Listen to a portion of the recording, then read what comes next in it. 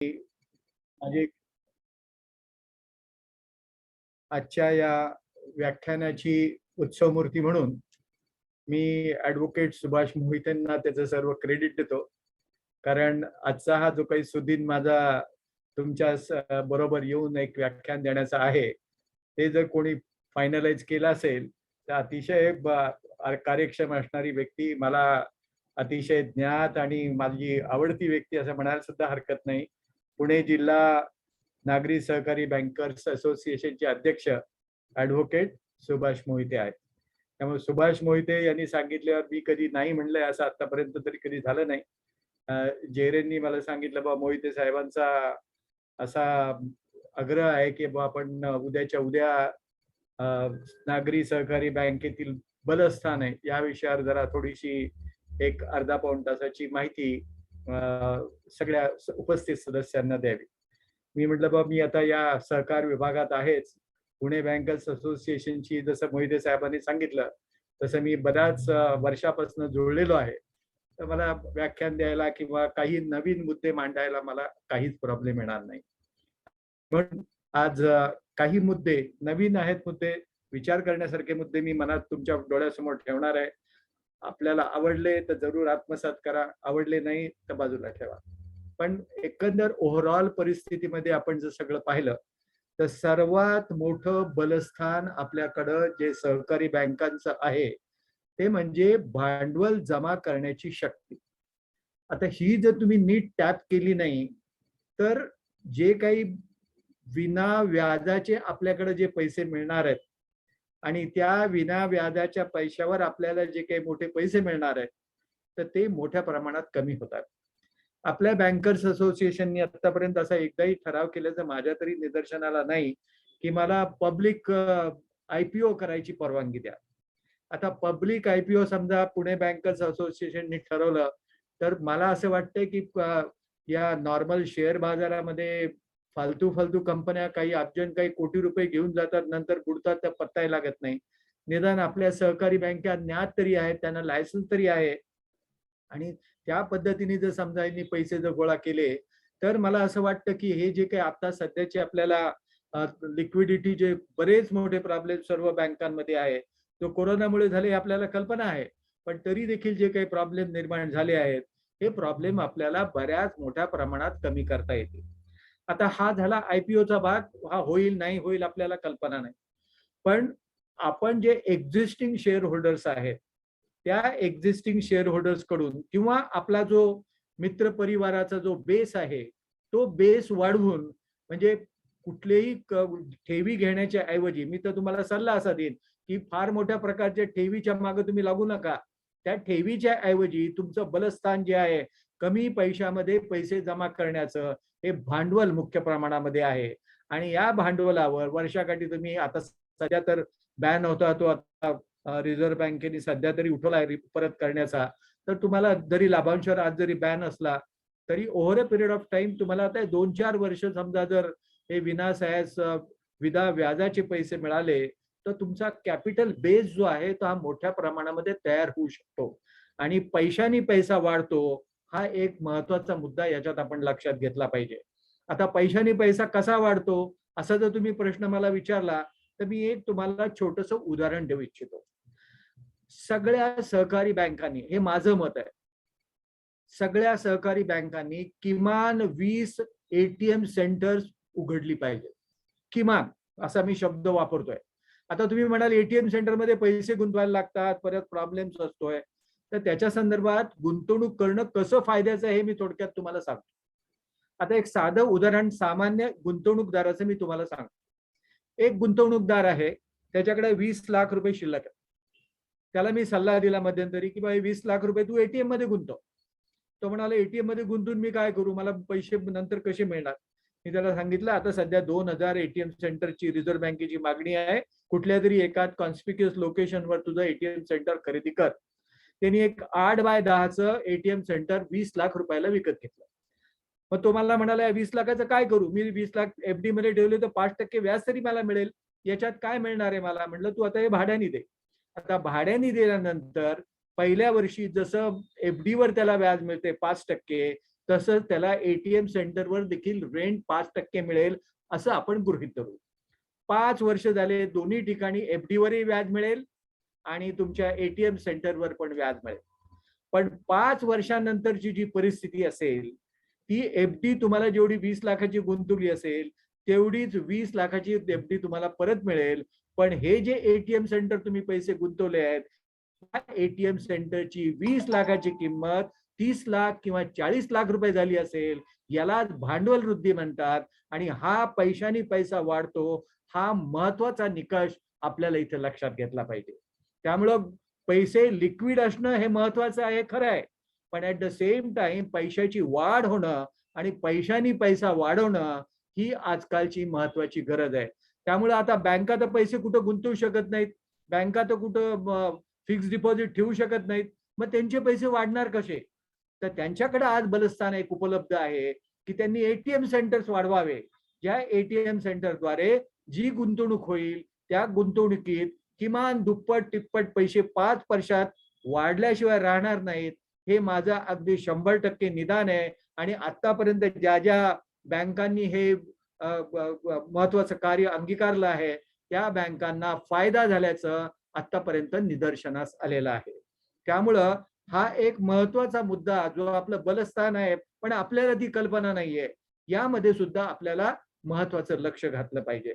आणि म्हणून सर्वात प्रथम टेक्नॉलॉजिकल ऍडव्हान्समेंट जी आहे ही टेक्नॉलॉजिकल ऍडव्हान्समेंट करण्यासाठी सॉफ्टवेअर असणं किंवा कम्प्युटर्स नवीन असणं ही आता काळाची गरज ठरणार आहे. त्याच्यात हे एटीएम सेंटर ही एक महत्वाची बाब त्याच्यामध्ये राहणार आहे. दुसरा महत्वाचा मुद्दा पैशानी पैसा कसा वाढणार आहे बँकांच्या संदर्भात, तर त्या संदर्भात तुम्ही एक लक्षात घ्या की ज्या वेळेला आपल्याकडं मुबलक प्रमाणामध्ये पैसे आहेत परंतु त्या मानाने कर्जदार उपलब्ध नाही आहेत, अशा वेळेला पैसे कुठं ठेवावे हा आपल्याकडे प्रश्न असतो. नॉर्मली म्हणतात पीडीसीसी बँकेमध्ये ठेवा, अमुक ठेवा, इतर ठिकाणी ठेवा, असा त्याच्यातला भाग असतो. कारण महत्वाचा मुद्दा त्याच्यात असा असतो की त्यातनं मिळालेलं व्याज हे कर्जमुक्त किंवा व्याजमुक्त इन्कम टॅक्स मुक्त असतंय. पण आता सर्वच ठिकाणी इन्कम टॅक्स लागू झालाय, कल्पना असेल नसेल कल्पना, पण परपेच्युअल बॉन्ड, नॅशनलाइज बँकांचे परपेच्युअल बॉन्ड ही संकल्पना कोऑपरेटिव्ह बँकांनी इथून पुढे राबवली पाहिजे असं मला यामध्ये सांगावंसं तुम्हाला वाटतंय. आता एक परपेच्युअल बॉन्डची संकल्पना नॅशनलाइज बँकामध्ये आहे आणि या परपेच्युअल बॉन्डची सध्याची जी काही व्याजाची रक्कम जी आहे ही तुम्ही जर प्रत्यक्षात पाहिली तर 10.5%, 11%, 12% आपल्याला त्याच्यावर परतावा मिळतोय, ही वस्तुस्थिती आहे. आता तुम्ही म्हणाल की बा 9 त्याच्यावर 8%, 9% दर असतो, 12% कसे मिळणार? तर प्रत्यक्षात जेव्हा तुम्ही सेकंडरी मनी मार्केटमध्ये हे परपेच्युअल बॉन्ड विकत घ्याल त्यावेळेला हे डिस्काउंटेड रेट्स मध्ये मिळतात. म्हणजे हा 10 लाखाचा जो बॉन्ड असतो हा प्रत्यक्षात 9,60,500 रुपयाला मिळतो. आणि त्यामुळं जरी 10% किंवा 9.5% जरी व्याज 10 लाखाला मिळत असलं तरी प्रत्यक्षात ते आपल्याला 9,60,000 रुपयावरच मिळत असल्याने ओव्हरऑल आपला जो पर्सेंटेज जो आहे हा 11-12% पर्यंत जातो, जो आजकालच्या रेटमध्ये सर्वोच्च आहे. आणि म्हणून जर आपल्या ठिकाणी जर सरप्लस फंड्स असतील आपले तर सेकंडरी मनी मार्केट मार्फत कोणत्याही दलाला मार्फत आपल्याला हे खरेदी करता येऊ शकतात, याची आपण नोंद घेतली पाहिजे. म्हणजे प्रत्येक वेळेला तुम्हाला तो बॉन्ड घेतलाच पाहिजे असं मदत नाही, पण जर पैसे आयडल राहणार असतील, कारण मी बऱ्याच बँकांमध्ये पाहिलंय की आयडल पैसे मोठ्या प्रमाणामध्ये उपलब्ध आहेत आणि आयडल पैसे राहिल्यामुळं त्यांची जी काही प्रॉफिट मिळवण्याची जी क्षमता आहे ती क्षमता मोठ्या प्रमाणावर कमी होते. तर हे पैसे जे आहे हे तुमच्याकडे बलस्थान ऑलरेडी आहे, हे तुम्हाला गुंतवणूक करण्यासाठी तुमच्याकडे पैसे आहेत, फक्त त्याचा विनियोग होत नाहीये. आणि म्हणून तुम्हाला हे परपेच्युअल बॉन्ड जे आहेत हे परपेच्युअल बॉन्ड तुम्हाला खरेदी केले पाहिजे. तिसरा महत्वाचा मुद्दा असा आहे की आता तुम्हाला मी सांगितलंय की टेक्नॉलॉजिकल ऍडव्हान्समेंट मध्ये जो काही अप्रोच असेल तो अप्रोच आपण अतिशय सावधगिरीने करायला हवा. आता तुम्ही प्रश्न विचाराल सावधगिरी म्हणजे नक्की काय आहे, याच्यात आपण काय लक्ष घातलं पाहिजे, तर या संदर्भात मी एक साधं सोपं सरळ उदाहरण तुम्हाला मी सांगतोय. 2 विद्यार्थी आहेत, 2 विद्यार्थीपैकी एक डॉक्टर आहे, एक चार्टर्ड अकाउंटंट आहे. एक डॉक्टर आहे, एक चार्टर्ड अकाउंटंट आहे. त्याच्या वडिलांनी त्याला सांगितलं बाबा माझ्याकडे 200 रुपये आहेत पण त्या नोट आहेत, एकाला एक 100 रुपयाची नोट दिली, दुसऱ्याला एक 100 रुपयाची नोट दिली आणि त्यांनी सांगितलं बा माझ्या कोपऱ्यावर एक माझा मनी चेंजर मित्र आहे, तो 10% कमिशन घेतो, तू जा आणि तेवढे 90 रुपयाचे किंवा 100 रुपयाचे जे काही तुला नोट दिली आहे त्याची नाणे 1-1 रुपयाची घेऊन ये. पहिला डॉक्टर मुलगा गेला, त्यांनी सांगितलं बाबांनी मला पाठवलंय, मला याची चेंज करून पाहिजे. म्हणजे डोकं न वापरता तो डॉक्टर मुलगा त्या मनी चेंजरकडे गेला. त्यांनी सांगितलं बा माझं कमिशन 10% आहे. तो म्हणाला ठीक आहे, बाकीचे पैसे मला परत द्या. 100वर 10% त्यांनी कमिशन घेतलं. 10% म्हणजे 10 रुपये वजा झाले, 90 रुपये त्या डॉक्टर मुलाला दिले. काही प्रॉब्लेम नाही, अतिशय योग्य पद्धतीने कॅल्क्युलेशन झालं. पण विचार केला तर हा विचार कसा बदलू शकतो हे चार्टर्ड अकाउंटंटनी पुढल्या उदाहरणात दाखवलाय. डॉक्टर मुलानंतर चार्टर्ड अकाउंटंट मुलगा त्या मनी चेंजरकडे गेला. जाता जाता त्यांनी विचार केला की आपल्याला याच्यातनं पैसे कसे मिळू शकतात. मग तो चार्टर्ड अकाउंटंट मुलगा मनी चेंजरकडे गेला आणि त्याला सांगितलं मला 90 रुपयाची चेंज हवी आहे. मग तो म्हणाला ठीक आहे, माझं 10% कमिशन आहे. मग ठीक आहे म्हणाला, 90 रुपयावर 10% कमिशन म्हणजे 9 रुपये झालं. 90 अधिक 9 रुपये, 99 रुपयासाठी त्यांनी 100 रुपयाची नोट दिली. 99 रुपये वजा झाले, 1 रुपया आणखीन तो ऍडिशनल घेऊन आला. 100 रुपयामध्ये डॉक्टर फक्त 90 रुपये घेऊन आला, पण 100 रुपयामध्ये चार्टर्ड अकाउंटंट 91 रुपये घेऊन आला. अमाऊंट तीच, नोट तीच, फक्त अप्रोच याच्यामध्ये वेगवेगळा आहे. आणि हाच अप्रोच तुम्हाला जेव्हा सिक्युरिटीज तुम्ही खरेदी करता बँकांसाठी तिथं हा वापरायला लागतो. तो मोस्ट ऑफ द बँक्स मध्ये वापरला जात नाही आणि त्यामुळे लक्षावधी रुपयाचं नुकसान त्यांचं इथं होतं असं माझ्या तरी निदर्शनाला आलंय. वेळोवेळी मी लोकांना यामध्ये समजून सांगितलंय की कशा पद्धतीने याच्यात व्यवहार करायला पाहिजे, कोणत्या पद्धतीने आपण पुढे जायला पाहिजे आणि ही पद्धती जर तुम्ही वापरली तर तुमचा किती लाख रुपयाचा फायदा होऊ शकतो हा त्याच्यातला महत्वाचा गमक मी त्यांना समजून सांगितलं होतं. 100 रुपयात 1 रुपया म्हणजे 1%, 1 लाखात 1% म्हणजे 1000 रुपये, 1 कोटीमध्ये 1% म्हणजे 1 लाख रुपये आणि 100 कोटीमध्ये 1% म्हणजे 1 कोटी रुपये. अमाऊंट थोडी नाही. हा नेट प्रॉफिट तुमचा लीक होतोय, हा नेट प्रॉफिट तुमचा बाहेर जातोय, हा तुमचं बलस्थान आहे, ते तुम्ही स्वतःला कमकुवत करून घेताय. यासाठी आपल्याला पूर्ण लक्ष घालायला पाहिजे. हा त्यातल्या त्यात एक महत्वाचा मुद्दा आपण याच्यामध्ये लक्षात घेतला पाहिजे. आणि म्हणून पैशानी पैसा वाढला पाहिजे, पैशानी कुठल्या परिस्थितीमध्ये आपल्याला यामध्ये लक्ष घातलं पाहिजे हे तुम्ही याच्यामध्ये लक्षात घेतलं पाहिजे. महागाई हा एक महत्वाचा मुद्दा. हा चौथा मुद्दा मी तुमच्या निदर्शनाला आणतोय. महत्वाच्या सर्व बँका कोणत्याही परिस्थितीमध्ये महागाईकडे दुर्लक्ष करतात असा अनुभव आलेला आहे. आता महागाईमुळे पैशाची किंमत कमी होते हे कोणी विचारातच घेत नाही. प्रत्यक्षात 20-20 वर्षाची कर्ज आपण देतोय आणि त्या 20 वर्षात आपल्या प्रत्यक्षात अमाऊंटची किती प्रकारे आपल्याला पैसे मिळणार आहेत याचा कोणी शहानिशा केला आहे का? एस्पेशली कोऑपरेटिव्ह बँकांनी यामध्ये नीट विचार करायला हवा की बा हे पैसे आपण देतोय यामध्ये आपल्याला रिटर्न मिळणार आहेत का? आता उदाहरण सांगायचं झालं तर सध्या 7.5% जर महागाई असेल असं जर आपण गृहीत धरलं तर आता याच्यात मी दुधाचं उदाहरण तुम्हाला सांगतो. आज दुधाचा रेट समजा 60 रुपये प्रति लिटर आहे. 7.5% जर महागाई झाली तर 10 वर्षानंतर दुधाचा 1 लिटर 23 रुपये 66 पैसे होणार आहे. तोच दर 1 लिटरचा 15 वर्षानंतर 177 रुपये 53 पैसे होणार आहे आणि तोच दुधाचा दर 20 वर्षानंतर 254 रुपये 87 पैसे होणार आहे आणि आजपासून 25 वर्षानंतर 1 लिटरचा दर 525 रुपये 30 पैसे होणार आहे. आता हा जर दर तुम्ही नीट विचारात घेतला नाही, म्हणजे मी 20 आणि 25 वर्ष का तुम्हाला सांगितले तर तुमचे काही लॉंग टर्म कर्ज आहेत जे तुम्हाला वीक करत आहेत सध्या आणि त्या वीक होण्याच्यामुळं बँकाचं नुकसान होत आहे हे कोणी तुमच्या निदर्शनाला आणत नाहीये. हा त्यातल्या त्यात एक महत्वाचा मुद्दा मला तुमच्या सगळ्यांना निदर्शनाला आणायचा आहे. कधी असं म्हटलं जातं की short term funds are required to be use for short term purposes, long term funds are required to be use for long term purposes. पण तुमच्याकडे लॉंग टर्म फंड आहेत कुठं? हा त्याच्यातला एक महत्वाचा मुद्दा लक्षात घेतला पाहिजे.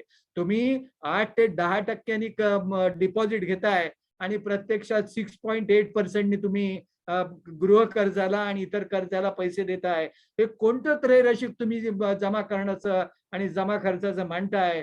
हा एक माझ्या मोठा मुद्दा माझ्या डोळ्यासमोर आहे. एकदा ओव्हरऑल मी तेव्हा समीक्षण केलं तर मला असं जाणवलं की छोट्या सहकारी बँकांनी यामध्ये पडणं कितपत व्यवहार्य आहे हे त्या बँकांनी ठरवायला हवं. कारण आता प्रत्येकाला सवता सुभा करण्याची इच्छा असते. प्रत्येकाला वाटतं की आपल्या स्टाफ मेंबरना तरी पैसे द्यायला पाहिजे. पण स्टाफ मेंबरना तुम्ही पैसे देताय, बाहेरच्या लोकांना तुम्ही पैसे देताय, पण प्रत्यक्षात तुमचं रिटर्न तेवढं आहे का? हा त्यातल्या त्यात एक महत्वाचा मुद्दा आपण लक्षात घेतला पाहिजे. परदेशातली मी उदाहरण तुम्हाला सांगतो. अमेरिकेमध्ये जरी रेट 2% किंवा 3% असला तरी प्रत्येक वर्षी त्याच्यात महागाईचा दर ऍड केला जातो. तो रेटमध्ये ऍड केला जात नाही. महागाई वाढली म्हणून त्याच्यामध्ये ऍडिशनल ऍड केला जातो. आपल्याकडे एकदा 6.8 ठरला की तो जन्मभर 20% त्याला 6.8% लागणार आहे. प्रत्यक्षात 6.8%ची किंमत 20 वर्षानंतर किती होणार आहे हे कोणी तपासले आतापर्यंत? आज आपण आहोत, उद्या असणार नाही. आज खुर्चीवर बसलो आहोत, उद्या भिंतीवर सुद्धा सापडू. आपल्या गळ्यात चंदनाची माला पण पडलेली असेल, हेही काही आपल्याला सांगता येत नाही.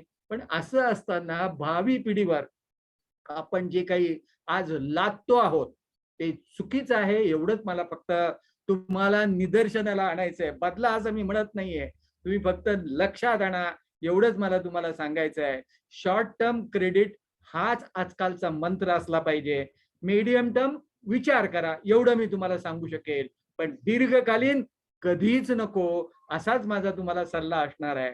आणि म्हणून हे जे काही long term planning and long term investment तुमच्या डोक्यात सहकारी बँकांमध्ये, बहुतेक सर्व सहकारी बँकांमध्ये आजकाल जे रुळतंय हे माझ्या दृष्टीने तरी काही फार योग्य ठिकाणी चाललंय असं मला तरी मुळीच वाटत नाही.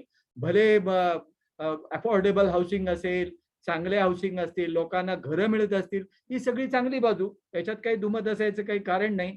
कारण शेवटी कसं आहे की वयाच्या 30व्या वर्षी जर तुम्ही घर घेतलं नाही तर ते आयुष्यभरात घर होणार नाही. आणि तुम्ही जर मनात ठरवलं बा आज किमती कमी होतील, उद्या किमती कमी होतील, तर त्या जन्मभर कधीही किमती कमी होणार नाहीत, हे पक्का आहे. जसं मुलाच्या बाबतीत मुलगी पाहत असेल तर ही चांगली नाही, आणखीन येईल, अजून वय वाढत चाललंय, आणखीन चांगली, असं केलं तर 70व्या वर्षापर्यंत सुद्धा मुली येतील. पण त्याचा अर्थ असा नाही की तुमचं लग्न होईल. त्यामुळे 30व्या त्या 35व्या वर्षाच्या कालावधीमध्ये जर घर घेतलं तरच ते उपयोगी आहे, हे तत्व मला पटतंय. पण याचा अर्थ आपण ते एकदम 20 वर्षाच्या करारावरनं त्यांना द्यावं, हे मला तत्व पटत नाहीये. 5 वर्षाचाच फक्त सध्या सुरुवातीला मुभा द्यायला हवी. 5 वर्षानंतर आपण पुन्हा इंटरेस्ट रेट आहे तो रिवाइज करण्याची आपल्याकडं ताकद असली पाहिजे. त्या कालावधीमध्ये किती रेट असेल हे ठरवायची आपल्याकडे मुभा असली पाहिजे. आणि महागाई दराशी त्याचं संमिलन होणं ही फार मोठी काळाची गरज आहे, हे मला तुमच्या निदर्शनाला आणायचं आहे. आणि हा जर मुद्दा तुम्ही लक्षात आणला नाही तर एक काळ असा येईल की भावी पिढी तुम्हाला मोठ्या प्रमाणामध्ये दूषण दिल्याशिवाय राहणार नाही. हा एक महत्वाचा मुद्दा लक्षात घ्या. जसं केंद्र सरकार मोठी तूट आणतीये आणि त्या तुटीचा बोजा आपण भावी पिढीवर टाकणार आहोत. आज आपल्याकडनं केंद्र सरकार, राज्य सरकार तुटीचे अंदाजपत्रक दाखल करतायत. तुटीचे अंदाजपत्रक म्हणजे कोणीतरी ते इन्कम आणायला पाहिजे आणि ते कोणीतरी इन्कम म्हणजे आपण देऊ शकत नाहीये, सध्याची पिढी देऊ शकत नाहीये. मग हे कोणी द्यायचंय? हे भावी पिढीवर आपण बर्डन टाकतोय. हे भावी पिढीने पैसे भरायचे आहेत आणि म्हणून भावी पिढी आपल्याला कोणत्याही परिस्थितीमध्ये माफ करणार नाही. हा महत्वाचा मुद्दा तुम्ही याच्यात लक्षात घ्या. आणि म्हणून जे काही आता सध्या आपण लॉसचं किंवा कमी रेट ऑफ इंटरेस्टचं जे काही आता सध्या पिढीला लांगुल चालन करण्याचं जे आपलं धोरण आहे, हे धोरण थोडंसं कमी केलं पाहिजे. मी असं पूर्ण काढा असं मी म्हणत नाही, पण त्याच्याकडे डोळस नजरेने आपण पाहिलं पाहिजे. आणि ही डोळस नजरेने पाहून लॉंग टर्म बेसिसवर जो काही फायनान्स होणार असेल त्याचा पुनर्विचार करण्याची गरज आता आलेली आहे, असं मला तुम्हाला या निमित्तानं आग्रहाने तुम्हाला सांगावंसं वाटतंय. आता तुम्ही म्हणाल की बा गाड्या द्यायच्या असतील तर स्विफ्ट आणि याच्यासाठी धावत पळ करू नका. त्याच्याऐवजी इलेक्ट्रिक व्हेकल जे आहेत त्याच्यामध्ये मोठ्या प्रमाणात 1.5 लाख रुपयाची सबसिडी येते. ती सबसिडी तुमच्याकडे क्रेडिट करून ठेवा. कर्ज मोठ्या प्रमाणामध्ये द्या, पण क्रेडिट जे सबसिडीचं आहे ते शेवटच्या हप्त्यासाठी ठेवा. असा थोडासा चांगुलपणा आपल्याकडनं व्हायला हवा. हा महत्व तुम्ही याच्यात लक्षात घ्या. म्हणजे थोडक्यात मायजर होऊ नका, पण ऍट द सेम टाइम सावकारही न होता मध्यम मार्ग आपल्याला कसा अंगीकारता येईल याकडे आपलं लक्ष असलं पाहिजे. आणि म्हणून कुठलाही व्यवहार करताना त्याच्यात कसा नफा होणार आहे हेच फक्त बारकावा. 1 रुपयाचा झाला तरी चालेल, पण तोटा होता कामा नये, हे तत्व अंगीकारलं पाहिजे. आणि ते जर तत्व आपण अंगीकारलं तरच आपल्याला याच्यात पहिलं तरी आपल्याला जाता येऊ शकतंय. हा एक संदेश या निमित्तानं मला आपल्याला देऊ इच्छितोय. त्यानंतर एक महत्वाचा मुद्दा तुम्हाला सांगायचा, की जेव्हा आपण ठेवी गोळा करत असतो त्यावेळेला सर्वात महत्वाचा मुद्दा आपण प्रत्येकाला टार्गेट देत असतो. प्रत्येक ब्रांचला आपण टार्गेट देत असतो, की तुमच्या मुदत ठेवी 1 कोटी व्हायला पाहिजे, 10 कोटी व्हायला पाहिजे, 100 कोटी व्हायला पाहिजे. मी तर म्हणेन की तुम्ही ठेवीवर जास्त कॉन्सन्ट्रेशन करूच नका. मुदत ठेवीवर तुम्ही कासा ठेवीवर कॉन्सन्ट्रेशन करा. कासा ठेवी म्हणजे करंट अकाउंट मध्ये असणारं डिपॉझिट आणि सेव्हिंग अकाउंट मध्ये असणारं डिपॉझिट. हे सेव्हिंग अँड करंट अकाउंट मध्ये असणारा डिपॉझिट हाच महत्वाचा मुद्दा अंडरलाईन आपण केला पाहिजे. हा त्यातल्या त्यात एक महत्वाचा मुद्दा आपण लक्षात घेतला पाहिजे. म्हणजे कासा डिपॉझिट जे आहे हे कासा डिपॉझिटच आपल्या दृष्टीने सर्वात सर्वात महत्वाचं आहे, हे आपण ध्यानात घेतलं पाहिजे. आणि असं ध्यानात घेताना प्रत्यक्षात आपण जेव्हा सांगू की बा या पद्धतीमध्ये कासाचं जे डिपॉझिट आहे हे डिपॉझिट आपल्या दृष्टीने सर्वात महत्वाचं आहे, हा मुद्दा लक्षात घ्या. आता कर्ज आपण बऱ्याच वेळा देतो, अजून भांडवल वृद्धीबद्दल मी बोलणारच आहे, पण त्याचबरोबर एक छोटा मुद्दा मला तुम्हाला सांगायचा आहे की मायक्रो स्मॉल मीडियम एंटरप्राइजेस यांना देण्यात येणारी कर्ज ही आपल्या सहकारी बँकांनी देण्याचं व्रत अंगीकारलं पाहिजे. आता तुम्ही म्हणाल बा हे तर सगळे बुडणारेच कर्ज असतात, यांना देण्यात काय फायदा आहे आपल्याला. त्याच्यात मला तुम्हाला एक निदर्शनाला महत्वाचा मुद्दा आणू इच्छितो.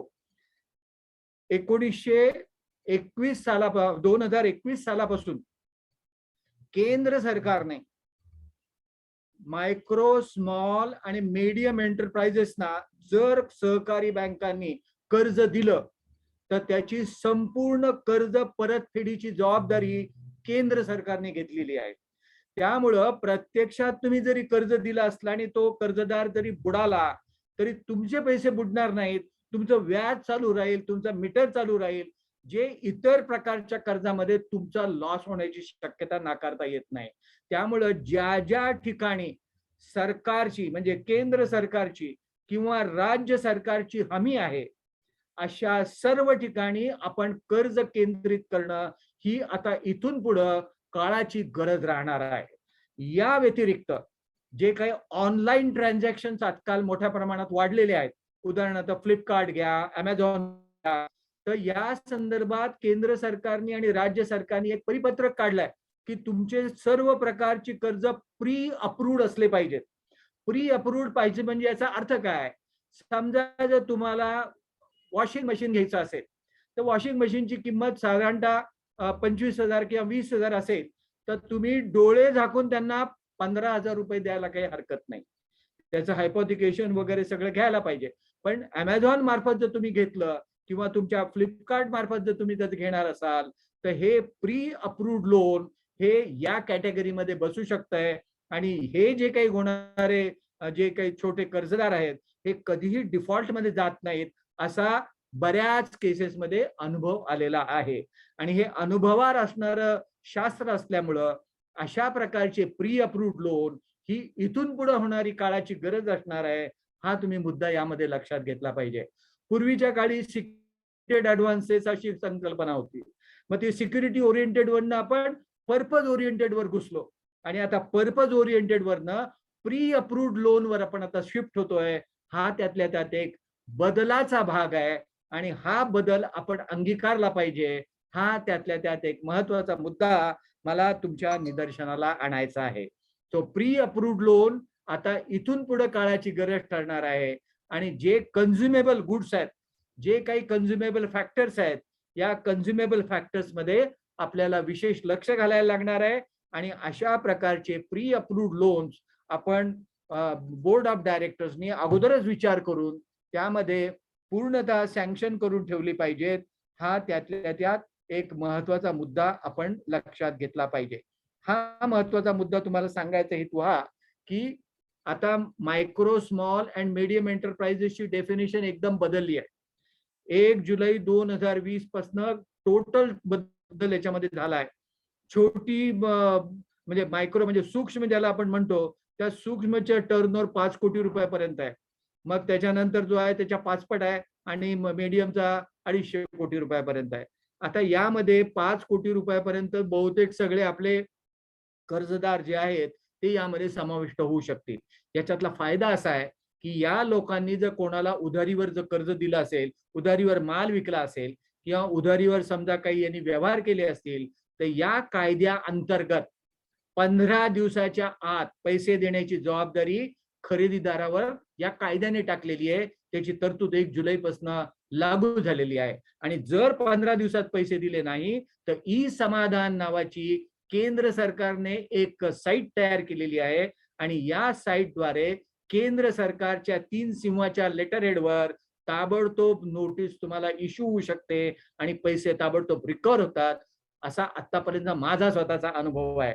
कित्येक लाख रुपयाचे पैसे अशा MSME कॅटेगरीज मध्ये लोकांनी वसूल केले आहेत. हा एक त्यातल्या त्यात महत्वाचा मुद्दा लक्षात घ्या. या व्यतिरिक्त कंपन्यांकडनं घ्यायचे असलेले पैसे असतील तर ई ट्रेड नावाचा एक पुन्हा संकल्प केंद्र सरकारने केला आहे आणि त्याद्वारे ई ट्रेड्स पैसे तुम्हाला लगेच 5 दिवसाच्या आत तुम्हाला पोहोचवते आणि मॅच्युरिटी डेटला त्या कन्सर्न सेलरकडनं बायरकडनं पैसे वसूल करते. तर थोडक्यात सांगायचा हेतू हा की एवढ्या संकल्पना सध्या 38 तरी आहेत माझ्या डोळ्यासमोर या MSME साठी लागू झालेल्या आहेत आणि या MSME मध्ये मोठ्या प्रमाणामध्ये चांदी झाली असं म्हटलं तरी काही हरकत नाही. प्रत्यक्षात त्याचा ज्ञान MSME सेक्टर पर्यंत अजून पोहोचलेलं नाहीये. हा त्यातल्या त्यात एक निगेटिव्ह फॅक्टर आपल्याला लक्षात घेतला पाहिजे. पण MSME ना जरी नाही कळलं तरी सहकारी बँकांनी ते लक्षात आणून घेतलं पाहिजे. त्याच्यासाठी त्यांनी काहीतरी प्रयत्न केले करणं. पैसे तर आपण त्यांना वाटतो पण त्यांना मिळणारी सबसिडी त्यांना जर मिळाली नाही ती अप्रत्यक्ष आपल्याकडेच येणार आहे, म्हणजे बँकांकडेच येणार आहे. त्याचीच जर आपल्याला कल्पना नसेल तर आपण आपल्या पायावरच धोंडा मारून घेतोय असा त्याच्यातनं निष्कर्ष काढायला मला तरी काही हरकत वाटत नाही. आणि म्हणून ज्ञान असणं आणि कुठल्याही पद्धतीमध्ये आपण अशा ज्या नवीन योजना दाखल झालेल्या आहेत या योजनांचा आपण अभ्यास करणं ही आता काळाची गरज ठरणार आहे. महाराष्ट्र राज्य सरकारचं कौतुक मी अशासाठी फक्त करीन की सध्या जी काही पर्यावरण आणि तुमची आपल्या ई बॅटरीच्या संदर्भात जी काही त्यांनी पॉलिसी टाकली आहे ही भारतभरात सर्वोच्च चांगली आहे. इतर कोणत्याही राज्यात इतकी चांगली त्यांची पॉलिसी कुठेही नाही आहे. त्यामुळे ती पॉलिसी जर आपण कुठल्याही सहकारी बँकांनी अंगीकारली तर मला असं वाटतंय की फक्त आपल्या कर्जदारांचाच फायदा होईल असं नाही. कर्जदार लवकर पैसे परत करतील, त्यांना मोठ्या प्रमाणात सबसिडी मिळेल आणि ती सबसिडी अल्टिमेटली आपल्याकडे येऊ शकेल. आपले जे काही सगळे कर्ज आहेत ते अनुत्पादक न राहता उत्पादक राहतील. हाच त्यातल्या त्यात एक महत्वाचा भाग आपण लक्षात घेतला पाहिजे. त्यामुळं आजकाल जी काही प्रॉब्लेम आहे तो मोठ्या सहकारी बँकांचा आणि छोट्या सहकारी बँकांचा की अनुत्पादक कर्ज वाढण्याचं प्रमाण मोठ्या प्रमाणात वाढलंय. आता हा पूर्वीचाच प्रॉब्लेम आहे, इनहेरिटेड प्रॉब्लेम आहे. कोण कधी केव्हा कसं वाकडा होईल हे काय आपल्याला कधीच सांगता येत नाही. कोणाचे कधी काय प्रॉब्लेम निर्माण होतील हे आपल्याला कधी सांगता येत नाही. पण त्याच्यामुळं जर कर्ज मोठ्या प्रमाणामध्ये जर असेल तर त्याचा फटका आपल्याला बँकाला बसल्याशिवाय राहत नाही. आणि म्हणून एक सल्ला आहे, हा तुम्ही मानावा अशी अपेक्षा नाहीये, हा सल्ला आहे की प्रत्येक छोट्या सहकारी बँकेनी आपलं एक्सपोजर लिमिट आहे हे एक्सपोजर लिमिट अतिशय कमी प्रमाणात ठेवायला हवं. मी तर म्हणेन की एक काय 75 लाखाच्या वर त्यांनी कोणालाही कर्ज देऊ नये. 75 लाख सुद्धा जास्त झाले, 50 लाखाच्या वर देऊ नये असा माझा सल्ला त्यामध्ये राहील. तुमचं एक्सपोजर लिमिट वाढवून ठेवा पण कर्जाची अप्पर लिमिट जी आहे त्या अप्पर लिमिट कधी वाढू देऊ नका. 50 लाखाच्या वर कोणत्याही कर्जदाराला पैसे मिळणार नाहीत अशा पद्धतीने तुम्ही करा. कारण नॉर्मली कसं असतं, जेव्हा राष्ट्रीयकृत बँकांचं काम संपतं तेव्हाच तो आपल्याकडे धावायला येतो, तेव्हा सहकारी बँकामध्ये येतो. आणि सहकारी बँकामध्ये जेव्हा येतो त्यावेळेला आपल्याकडे जर तेवढे पैसे असतील तर आपण देऊ शकतो, नसेल तर मग आपल्याला अडचणी निर्माण होतात. आणि म्हणून हे जे काही एक्सपोजर लिमिटचं जे काही प्रकरण आहे हे एक्सपोजरचं लिमिट शक्यतो जेवढं तुम्हाला कमी करता येईल तेवढं तुम्ही कमी केलं तर अतिशय उपयोगी ठरेल, असं मला तरी यामध्ये वाटतंय. आणि म्हणून या गोष्टीमध्ये विशेष आपण लक्ष घालायला हवं. आता दुसरा आणखीन एक महत्वाचा टेक्नॉलॉजिकल चेंजेस बलस्थान मी तुम्हाला जे सांगतोय ते फक्त आपले कम्प्युटर नवीन घेऊन किंवा टेक्नॉलॉजिकल सॉफ्टवेअर नवीन घेऊन आपला प्रॉब्लेम सॉल्व्ह होणार नाहीये. तो प्रॉब्लेम सॉल्व्ह करण्यासाठी आपल्याला काय करायला लागणार आहे, जो काही आपला स्टाफ आहे त्या स्टाफने अतिशय उत्तम पद्धतीने हँड्स ऑन कम्प्युटर आपल्याला ठेवायला हवे. आता उदाहरण सांगायचं झालं तर आता विंडो 10 आपल्याकडे आहे. आता तुम्हाला कल्पना आहे कालपासूनच विंडो 11 यामध्ये आता सॉफ्टवेअर मध्ये इंट्रोड्यूस झाली आहे, मायक्रोसॉफ्टने इंट्रोड्यूस केली आहे. आता विंडो 11 करायची म्हणली म्हणजे सगळे आपले जे काही इन्फ्रास्ट्रक्चर जे आहे किंवा जे बेस आपल्याकडं सॉफ्टवेअर आहे त्यामध्ये बराच मोठा बदल होणार आहे. तर हा जो काही टेक्नॉलॉजिकल जो खर्च आहे या खर्चामध्ये जर तुम्हाला मोठ्या प्रमाणामध्ये जर कुठल्याही परिस्थितीमध्ये जर तुमच्या कम्प्युटरमध्ये चेंज करायचं असेल तर एक सल्ला मी तुम्हाला सांगतोय. MSME खाली जर एखादी कंपनी स्थापन झालेली असेल आणि त्यांना जर या संदर्भातले कम्प्युटर जर बदलायचे असतील तर त्याला मोठ्या प्रमाणामध्ये सबसिडी मिळते आहे. आता हे सबसिडी मिळालेले कम्प्युटर जर या कंपनीने जर भाड्याने आपल्या बँकांना जर दिले तर इनडायरेक्टली तुमचा त्याच्यामध्ये फायदा होऊ शकतो. हा एक महत्वाचा मुद्दा याच्यामध्ये तुम्ही लक्षात घ्या. प्रत्यक्षात खरेदी करणं आणि प्रत्यक्षात भाड्याने आणणं याच्यात फरक आहे, हा एक मुद्दा लक्षात घ्या. लीजवर घेणं आणि प्रत्यक्षात ताबडतोब विकत घेणं हा एक महत्वाचा मुद्दा लक्षात घ्या. सॉफ्टवेअर डेव्हलप करणं आणि सॉफ्टवेअर विकत घेणं याच्यातही फरक आहे, हा मुद्दा लक्षात घ्या. त्यामुळं लेटेस्ट टेक्नॉलॉजी डेव्हलप करून प्रॉब्लेम सॉल्व्ह होत नाही. आपल्याला नवीन सॉफ्टवेअर ब्रँडेड कंपनीचं विकत घेणं ही काळाची गरज ठरणार आहे. त्यामुळं लायसन्स कॉपी असणं ही आजकाल काळाची गरज आहे. तुम्हाला कल्पना असेल कॉपीराइट्स ऍक्ट खाली आता मी बऱ्याच बँकांमध्ये जातो, वर्ड एक्सेल अमुक मी पाहत असतो, हे सगळं पायरेटेड व्हर्जन अजूनही त्यांच्याकडे आहे. एखादा जर मायक्रोसॉफ्टची व्यक्ती जर व्हिजिट केली आणि कॉपीराइट ऍक्ट खाली जर त्यांच्या तुमच्या बँकेवर गुन्हा केला तर नुसतीच रेप्युटेशन जाईल असं नाहीये, आणि चोरी धरली जाते. आणि मुख्य म्हणजे तुमच्या बँकेचं नुकसान तर होईलच, पण नुकसानी बरोबर सुद्धा तुम्हाला मोठ्या याला सामोरं जायला लागेल. हा एक महत्वाचा मुद्दा तुमच्या निदर्शनाला मला आणायचा आहे. त्याच्यानंतर कर्ज देताना एम्पॉवरिंग विमेन हा एक महत्वाचा फॅक्टर तुम्ही याच्यात लक्षात घ्या. मोठ्या प्रमाणामध्ये आजकाल विमेन एंटरप्रेन्युअर्सना मोठ्या प्रमाणामध्ये सबसिडीज आता उपलब्ध आहेत आणि या सबसिडी जर तुम्हाला द्यायच्या असतील आणि खरोखरच तुमच्या दृष्टीने कर्जदार जर चांगला असेल तर पतीच्या ऐवजी पत्नीला तुम्हाला द्यायला काही हरकत येऊ नये. त्या योगे बँकांचे पण मोठ्या प्रमाणामध्ये मोठं कर्ज द्यायच्या ऐवजी थोडं कमी कर्ज तुम्हाला द्यायला लागेल. हा त्यातल्या त्यात एक निकष तुम्ही डोळ्यासमोर आणून ठेवा. हा जर निकष तुम्ही वापरला तर थोडंसं wise distribution and disbursement of loan होऊ शकतं आणि प्रॉस्पेक्टिव्ह एनपीए जे आहेत ते मोठ्या प्रमाणात तुम्हाला कमी प्रमाणात अपेक्षा ठेवू शकतो. आणि म्हणून या दृष्टीने तुम्ही तुमची कालक्रमणा कर्ज मंजूर करण्याच्या दृष्टीने सुद्धा आवश्यक असली पाहिजे. आता काही ठिकाणी मी पाहिलंय की आंतरराष्ट्रीय व्यवहार मोठ्या प्रमाणामध्ये चालतात, मोठे एक्सपोर्ट हाऊसेस देखील आहेत, पण या सहकारी बँका त्यांना कर्ज देण्यास किंवा कर्ज मिळवण्यासाठी किंवा त्यांना मदत करण्यामध्ये सक्षम ठरत नाहीये. त्याचं महत्वाचं कारण मी असं शोधलंय की त्यांच्याकडे पुरेसं नॉलेज नाहीये. प्रत्यक्षात एक्सपोर्टमध्ये तशी रिस्क नाहीये, कारण ECGC खाली मोठ्या प्रमाणामध्ये त्यांना गॅरंटी असते.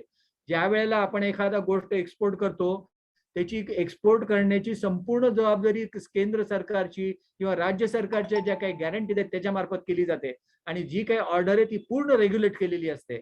अशा वेळेला एक्सपोर्टमध्ये मदत करणं ही काळाची गरज आहे, पण प्रत्यक्षात आपण काय पैसे देतो, कसे द्यायचे, कसे द्यायला पाहिजे याबद्दल आपण कधी विचार करत नाही. हे तुमचं बलस्थान आज तुम्ही आतापर्यंत कधी जोपासलेलंच नाहीये की जे तुम्हाला नवीन ॲव्हेन्यू तुम्हाला मोठ्या प्रमाणामध्ये ॲव्हेन्यू फक्त तुम्हाला व्याजाने मिळेल असं नाही. तुम्ही जे काही व्याजात द्याल त्याच्यावर सरकारी देखील तुम्हाला इंटरेस्ट सबवेन्शन अँड सबसिडी मिळणार आहे. ती जी सबसिडी मिळणार आहे ती बँकांना मिळणार आहे, त्या प्रत्यक्षात बॉरोअरला मिळत नाही. आणि हा जो काही एक ओव्हरऑल टेम्पल्टन लॉस आहे तुमच्या दृष्टीने, हा लॉस तुम्हाला प्लग ऑफ करता येऊ शकेल. आणि म्हणून आंतरराष्ट्रीय व्यवहारामध्ये देखील तुम्ही मोठ्या प्रमाणामध्ये लक्ष घातलं पाहिजे. आणि नुसतंच लक्ष घातलं पाहिजे असं नाही, तर जे काही सध्या बॉरोअर्स आहेत त्या बॉरोअर्सने दुसऱ्या बँकांमध्ये जाऊन ते कर्ज व्यवहार करतायत, त्यांना आपल्या बँकांमध्ये खेचून आणलं पाहिजे, त्यांना थोड्याशा सुविधा द्यायला पाहिजे, डोर टू डोर अप्रोच असला पाहिजे. आणि असं जर तुम्ही कस्टमर ओरिएंटेड जर ऍडवाइसेस जर दिले, तर मला 100% खात्री आहे की तुमच्या बँकाचा नफा वाढल्याशिवाय नक्की राहणार नाही. आणि म्हणून नफा वाढवण्याच्या दृष्टीने, कारण शेवटी कसं आहे, तुमचा निकष किंवा तुमची लिटमस टेस्ट काय आहे? लिटमस टेस्ट तुम्हाला माहिती आहे. लिटमस टेस्ट म्हणजे काय? कार्बन डायऑक्साईड वायू प्रत्यक्षात एका बॉक्समध्ये किंवा एका भांड्यामध्ये आहे का नाही तपासण्याचं तंत्र. म्हणजे ब्लॉटिंग पेपर असतो, तो जर CO2 मध्ये जर घातला तर गुलाबी होतो का निळा होतो मला माहित नाही, आठवत नाहीये, पण तो रंग बदलतो एवढं नक्की आहे. आणि त्याच्या आधारे आपण फायनल करू शकतो की बा तिथं कार्बन डायऑक्साईड वायू आहे. तसं आपण आपल्या कर्जदारांमध्ये एक लिटमस टेस्ट वापरली पाहिजे की बा हा कर्जदार आपल्याकडं कशा पद्धतीने येईल. या दृष्टीने आपलं बलस्थान स्ट्रॉंग करण्यासाठी आपण या सुविधा आपल्या बँकांमध्ये इतर बँकांपेक्षा अतिशय सुकर परिस्थितीमध्ये उपलब्ध करून द्यायला पाहिजे. वेळ पडली तर जे काही फॉर्म्स आहेत ते आपल्या सहकार्यांनी जर हाताने लिहून दिले किंवा फक्त त्यांच्या सह्या घेतल्या, जे इतर ठिकाणी सुद्धा आपण करतोय, तर मला असं वाटतं की बा कर्जदार तुमच्याकडे जास्त आकृष्ट होतील. पण आतापर्यंतचा अनुभव असा आहे की नॅशनलाइज बँकांमधले लोक अतिशय माजोरी झालेले आहेत. स्टेट बँकेतले लोक तर तुमच्याकडे पाहायला पण तयार नाही आहेत. इतर नॅशनलाइज बँकांची अवस्था पण काही फार वेगळी असं नाहीये. त्यामुळं आता सध्या काही उपाय नाही म्हणून आपण नॅशनलाइज बँकांमध्ये सध्या जातोय. पण जर तुमच्याकडे चांगली डोर टू डोअर अगदी सदैव हसतमुख चेहरा ठेवून जर तुम्ही कर्जदारांकडे जर तुम्ही पाहिलं, तर मला नक्की खात्री वाटते की हे एक्सपोर्ट हाऊसवाले सुद्धा लोक तुमच्याकडे आल्याशिवाय राहणार नाहीत. आणि त्या एक्सपोर्ट हाऊस मार्फत तुम्हाला मोठ्या प्रमाणामध्ये फायदा झाल्याशिवाय राहणार नाहीत. सरकारकडनं एक्सचेंज मिळालं म्हणून तुम्हाला इन्सेंटिव्ह पण मिळू शकेल. काही बँकांनी 30-30 लाख रुपयाचा इन्सेंटिव्ह घेतलाय. याची कल्पना छोट्या बँकांना नाहीच आहे. $10,000 तुम्ही जर कमवले, तुमच्या बँकेमार्फत जर तुम्ही सरकारला पाठवले, तर तुम्हाला इन्सेंटिव्ह मिळतोय, हे आतापर्यंत कोणत्या सहकारी बँकांना माहीतच नाहीये. आणि ते माहीत नसल्याने हा प्रॉब्लेम निर्माण होतोय. मग हा जो काही प्रॉब्लेम आहे, हा नॉलेज नसण्याचा जो प्रॉब्लेम आहे, तो पहिल्यांदा आपल्याला नीट अंगीकृत करून घेतला पाहिजे. आपला नॉलेज बेस वाढवला पाहिजे. आणि नॉलेज बेस वाढवल्यानंतर आपल्याला पुढली कालक्रमणा आपल्याला करायला हवी. आणि अशा दृष्टीने जे जे काही आपल्याला करता येणं शक्य आहे ते आपण सर्व पद्धतीने केलं पाहिजे. आणि ते केलं तरच आपल्याला पुढील भावी विश्व आपल्याला मोठ्या प्रमाणामध्ये अंगीकार आपला करू शकेल असं वाटतंय. वर्षानुवर्ष मी पाहतोय सहकारी बँका तेवढंच काम करतायत, डिपॉझिट घेतायत, कर्ज देत आहेत, छोटे कर्ज देत आहेत, मोठे कर्ज देत आहेत, पण त्यांच्यात कुठं ऍडव्हान्समेंट कुठं दिसत नाही. कुठल्याही छोट्या बँकेने क्रेडिट कार्ड काढलं असं माझ्या निदर्शनाला तरी आलं नाहीये. प्लॅस्टिक कार्ड हा आजकालचा जमाना आहे. आणि प्लॅस्टिक कार्ड तुम्ही का डेव्हलप करत नाहीये हा एक मोठा मुद्दा तुमच्याकडे आहे. याच्याद्वारे तुम्हाला पैसे मिळू शकतात, हे तुमचं बलस्थान आहे, पण तेच तुम्ही विचार करत नाहीये. मोबाईल बँकिंग अजूनही कोणी वापर करत नाहीये. आजपासून 5 वर्षानंतर कोणताही व्यक्ती ऑफिसमध्ये तुमच्या बँकेमध्ये येणार नाही. ही काळ्या दगडावरची पांढरी रेघ आहे. प्रत्येक मनुष्य मोबाईलद्वारे बँकिंग करणार आहे. ही फ्युचर जी काही रिक्वायरमेंट आहे, ही सहकारी बँकांनी लक्षात आणली आहे का? कधी डोक्यात घेतली आहे का?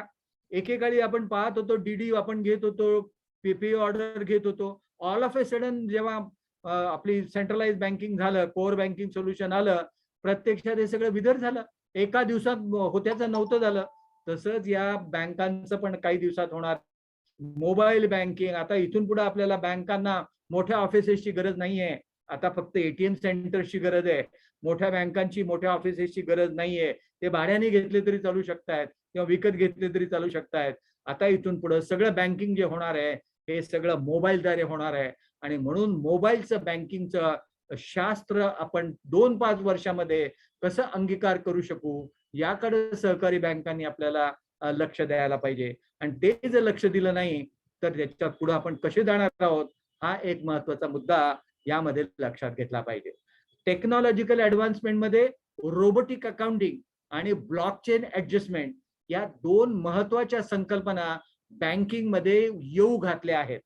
Amazon, फ्लिपकार्ट, रिलायन्स, नंतर तुमच्या अजीम प्रेमजींच्या विप्रो वगैरे या कंपन्यांनी ऑलरेडी हे काम सुरू केलंय. ब्लॉकचेन मध्ये ते ऑलरेडी घुसले.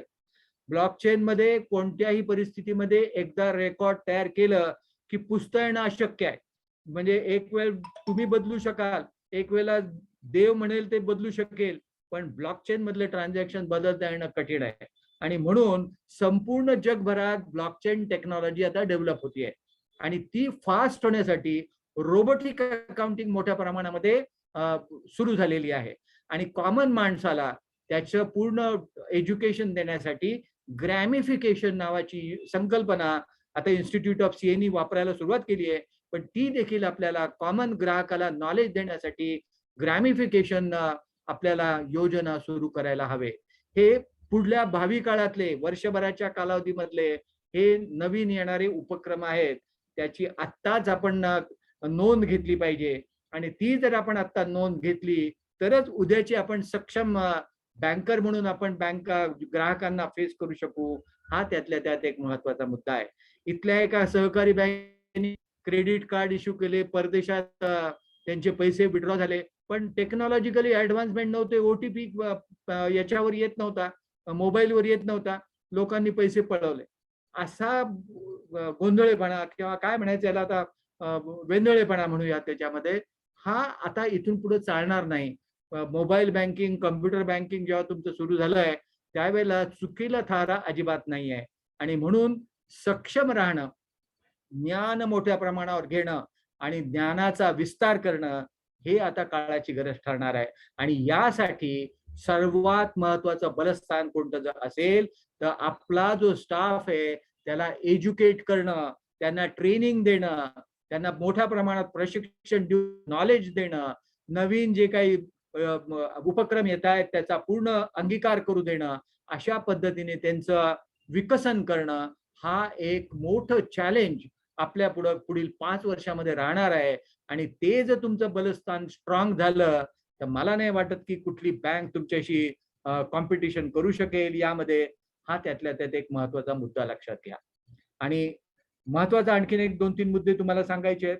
आणि त्या महत्वाच्या मुद्द्यामध्ये तुम्हाला मी मग सांगितलंच होतं की कुठल्याही परिस्थितीमध्ये टेक्नॉलॉजिकल ऍडव्हान्समेंट जे आहेत त्या टेक्नॉलॉजिकल ऍडव्हान्समेंट मध्ये कम्प्युटरचा विस्तार जरी महत्वाचा असला तरी अजून आता नॅनो टेक्नॉलॉजीच्या पुढची टेक्नॉलॉजी आपल्या भारतात विकसित होतीये. आणि त्या दृष्टीने त्यामध्ये देखील आपल्याला काय काय करता येईल, काय काय करता येणार नाही, यामध्ये आपल्याला पूर्ण लक्ष घातलं पाहिजे. अजून 5 उपलब्ध आहेत कारण मला 6 वाजेपर्यंतचा वेळ जेरेंनी कळवलेला आहे. कुठल्याही परिस्थितीमध्ये 6 वाजता संपवा असा निकष त्यांनी दिलाय. पण आता शेवट जरी करायचा असला तरी एक छोटी स्टोरी सांगून मी या माझ्या भाषणाचा समारोप करतोय. इंग्रजीमध्ये बोलणार आहे कारण फार वेळ मराठी झालाय तर इंग्रजीमध्ये थोडंसं बोलतो. A big hall was there, not in India but in United States of America. You know, in US when you attend a lecture, the persons who are participant, they are supposed to pay some dollars, $5, $10, $15 for hour. A lecturer was invited, not like me, a lecturer was invited to deliver a lecture for 1 hour. The lecturer came, started delivering a lecture. 1 hour passed. All those white faces started becoming pinkish because 1 hour was already passed. They have time and they have to go either to some other work or some other appointment or engagement. 1 hour passed, white faces started becoming pinkish. But the lecturer did not stop. He continued. Another 15 minutes passed. The pinkish faces started becoming reddish, indicating that the anger was growing up. But the lecturer did not stop. He continued another 15 minutes. 1 hour, 30 minutes passed. The pinkish faces started becoming reddish. Reddish faces started becoming more reddish. All of a sudden, after 1.5 hours time, a person sitting on the last chair got up and with reddish eyes and potato type eyes, looking at the dais and the guest in itself, started marching toward the dais. The lecturer saw him, potato type eyes, looking very angry, face becoming reddish, eyes are also red. He said, "Don't come forward, I'm concluding in a minute's time." But the participant said, "No, why you are stopping? You continue." Then the lecturer said, "Are you are looking very angry, marching toward the dais, looking at me. Are you going to kill me during the course of lecture so that in future I should never deliver a lecture?" Then the concerned participant said, "No, don't worry. I am not going to kill you, but I am going to kill those who invited you over here in itself." So I don't want our chairman Subhash Mohitte, Jere, Bharde to be ultimately victim of this in itself. And that is the reason why I thank all of you for giving me an opportunity to come over here and share my knowledge for 55 minutes of time that was being given. So thank you, Subhash ji. I am very happy about you. You are a very efficient person so far as the topic is being concerned. Prasad Bharde is also equally talented. The way in which he introduced me, no other person would have introduced me the way in which he introduced me. So thank you, Mr. Prasad. Thank you, Mr. Subhash Mohitte, Advocate Subhash Mohitte. We'll meet soon, sometime later, as and when you will find time. And thank you, Mr. Jere, for making me to come over here. It is only because you that I normally listen to you every now and then, and I come to you in itself. But ultimately, it is Subhash Mohitte who is ultimately the Utsamurti for today in itself. So thanks to my all participants who have listened to my lecture very, very, very patiently. I believe that nobody is having gun in their hands or a revolver in their hand. And even if they are having, ultimately they are virtually been present here in itself. So they will not kill anybody. So Subhaji and Bharde or Jay, be sure that nothing is going to happen. Nothing actually, sir, actually, that's why, we have this session on this virtual platform. And if you can see my face, it's turned into pinkish. And don't worry, it's not going to get turned into red. Since I'm traveling, maybe because of that reason, because of this light, my face has become pinkish, but don't worry. And that's the benefit, we have these sessions on a virtual platform so that, even though if the lecture is going on and on, people will not get bored. But then when we have sessions when we have sessions or a person who's a facilitator who's like a known person or an intellectual person, I think we should not think about time limit. We would definitely call you again for our next session whenever it requires. आणि खूप खूप मनापासून धन्यवाद. खरं तर आपण सगळ्यांनी म्हणजे आपण सगळेजण आता ह्या व्हर्च्युअल प्लॅटफॉर्मचा फायदा आपण कोणाला काय प्रश्न विचारायचा असता 1-5 मिनिटं घेतो. कोणाचे काही प्रश्न आहेत आपल्या ग्रुप पैकी आणि आपल्या जे कोणी आता पॅनलिस्ट आहेत त्यांचे कोणाचे प्रश्न असतील तर ते नक्की विचारा. झूम मध्ये हँड रेज करा प्लीज.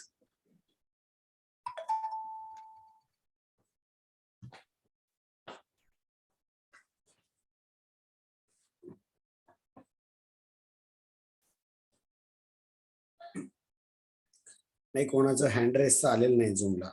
कोणाचे जर प्रश्न आले नसतील तर त्याचे 2 अर्थ निघू शकतात.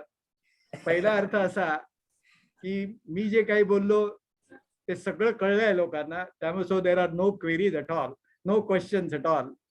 किंवा दुसरा अर्थ असा होतो की जे मी बोललो ते कोणालाच काही कळलं नाही, so there is no query at all. Sir मगाशी एक प्रश्न विचारला होता की काल आरबीआयचे जे जनरल मॅनेजर होते त्यांनी इंटरनल ऑडिट आणि कन्करंट ऑडिट याच्यावर बँकेने जास्त फोकस करावा की त्याच्या रेक्टिफिकेशन फोकस करावा, म्हणजे मग काही प्रॉब्लेम्स आरबीआयच्या संदर्भातले जे आहेत ते कमी होतील असं त्यांनी अपेक्षा व्यक्त केली. तर याच्यामध्ये आपण काय सांगाल? Very good question. तुम्ही फार चांगला प्रश्न विचारलाय, पण ते बलस्थान होईल का नाही याबद्दल मी थोडासा साशंक होतो, म्हणून मी मुद्दाम त्या मुद्द्यावर विषयात महत्वाचा मुद्दा मांडला नाही.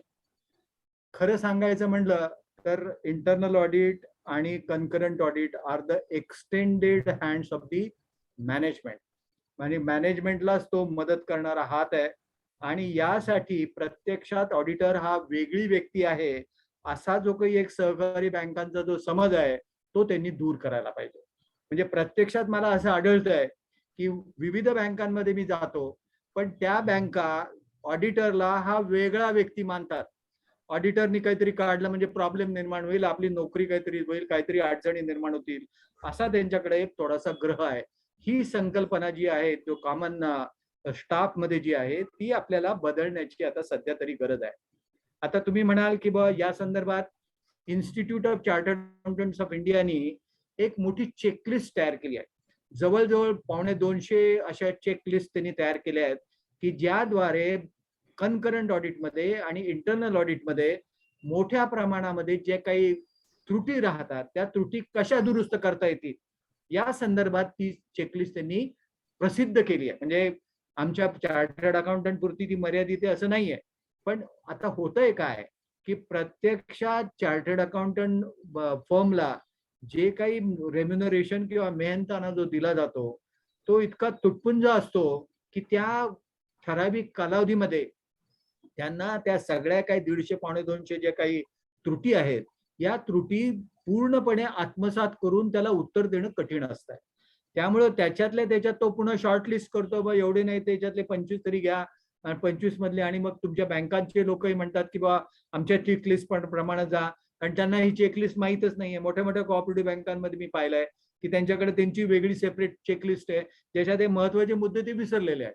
आणि अशामुळे होतंय काय की जी युनिफॉर्मिटी असायला पाहिजे सीए वर्ग आणि बँकांच्या मध्ये, आणि सीए लोकांनी जी बँकांना जी मदत करायला पाहिजे आणि बँकांनी जी सीए लोकांच्याकडनं मदत अपेक्षा केली पाहिजे याच्यामध्ये थोडासा विसंवाद आहे. आणि म्हणूनच कदाचित असं म्हणतात की काही वर्षानंतर म्हणजे अजून 2-4 वर्षानंतर बँकांचं स्टॅच्युटरी ऑडिट सुद्धा केंद्र सरकार काढून घेणार आहे. त्यामुळे फक्त आता इंटरनल ऑडिट आणि कन्करंट ऑडिट हे दोनच प्रकार सध्या आता बँकांमध्ये राहणार आहेत. आणि त्या दृष्टीने जर पाहायचं झालं तर इंटरनल ऑडिट डिपार्टमेंट कसं तुम्हाला स्ट्रॉंग करता येईल हे पाहण्याची आता सध्या तरी गरज आहे. त्याच्यासाठी ऑडिट कमिटी असणं बँकांची फार गरज आहे आणि या ऑडिट कमिटीमध्ये तज्ज्ञ लोकांचा समावेश असणं हे फार गरजेची काळाची गरज आहे. आतापर्यंत मी जे पाहिले आहेत ऑडिट कमिटी त्यामध्ये प्रत्यक्ष फारशी चर्चा होती अशातली काही गोष्ट मला तरी आढळली नाही. मोठ्या चुका आम्ही सांगतोय तरी देखील त्याच्यामध्ये फारसं लक्ष घातलं जात नाही. एक तुम्ही रिपोर्ट दिला, मॅनेजरनी कंप्लायन्स दिला, मॅटर संपलं, इथपर्यंत ते थांबतंय. तर त्यामध्ये थोडा बदल होण्याची गरज आहे. प्रत्यक्षात ज्या त्रुटी सांगितल्या आहेत त्या त्रुटी प्रत्यक्षात बदलल्या जात आहेत का नाही. आता एक उदाहरणच तुम्हाला मी सांगतो. मध्यंतरी मी स्टेट बँकेचा स्टॅच्युटरी ऑडिटर होतो, म्हणजे 5 वर्ष कंटिन्युअसली होतो. त्या एका वर्षामध्ये मी एक अशी सेव्हिंग बँकेची क्वेरी काढली होती की प्रत्यक्षात तुमचा जो काही सेव्हिंग बँकेला जो तुम्ही व्याज देताय ते 8 आण्याच्या पेक्षा कमी असलं किंवा 8 आण्यापेक्षा जास्त असलं तरी अगोदरच्या रुपयामध्ये तुम्ही कन्व्हर्ट करताय. म्हणजे 40 रुपये 66 पैसे झालं तर 40 रुपये क्रेडिट करत होते, 40 रुपये 22 पैसे असतील तरी 40 रुपये क्रेडिट करत होते. हे साधारणतः 2011 किंवा 12 ची गोष्ट असेल. मी त्यावेळेला क्वेरी काढली, आमच्या सेंट्रल ऑडिटरला सांगितलं असं अशी परिस्थिती आहे. काय फरक पडतो त्याच्यामध्ये, चालतंय म्हणे तुमच्या बँकेत किती अकाउंट्स आहेत, आहे म्हणे 16,000 अकाउंट आहे, ठीक आहे म्हणे, काय मेजर नाही. पण मी त्यांना परत नंतर प्रश्न विचारला की म्हटलं 1 रुपयाची चोरी करणं आणि 1 लाख रुपयाची चोरी करणं याच्यात कायद्याच्या दृष्टीने काही फरक आहे का. दोन्ही चोरीच आहेत म्हटलं, फार तर शिक्षा कमी जास्त द्या पण ऑफेन्स तर तोच आहे. आता प्रत्यक्षात तुम्हाला आश्चर्य वाटेल 14 कोटी सेव्हिंग्ज अकाउंट स्टेट बँकेमध्ये सापडली ज्याच्यात 8 आणे प्रत्यक्षात त्यांनी कमी दिले होते. म्हणजे वर्षभरात जर तुम्ही त्याचा विचार केला 6 महिन्याच्या कालावधीमध्ये किंवा 3 महिन्याच्या कालावधीमध्ये महिन्याच्या अकाउंटमध्ये असा जर त्यांनी फरक केला तर जवळजवळ माझ्या माहितीप्रमाणे 22 कोटी रुपयाचा त्या वर्षी फरक पडला होता. म्हणजे 8 आणे 4 आणे 3 पैसे हा हेतू नाहीये. प्रत्यक्षात मटेरियलिटी काय आहे याकडे लक्ष देण्याची गरज आहे. आणि असाच मुद्दा मी एक बँकेमध्ये मध्यंतरी सांगितला होता की प्री मॅच्युअर एनकॅशमेंट जेव्हा डिपॉझिटचं होतं, प्री मॅच्युअर एनकॅशमेंट जेव्हा डिपॉझिटचं होतं त्यावेळेला आपण इंटरेस्ट वजा करतो.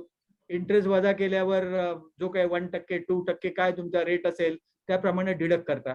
पण प्रत्येक महिन्यात समजा 5-5 महिन्यांनी जेव्हा तुमचं इंटरेस्ट तुम्ही क्रेडिट करताय, ते क्रेडिट केलेल्या इंटरेस्टवरही पुन्हा इंटरेस्ट लागू होतं, त्याचा कोण विचार करताय? हा भाग त्यांना जेव्हा विचारला तेव्हा कोणत्याही आतापर्यंत कोणत्याही सहकारी बँकेमध्ये मला समर्पक उत्तर मिळालंय असं नाहीये.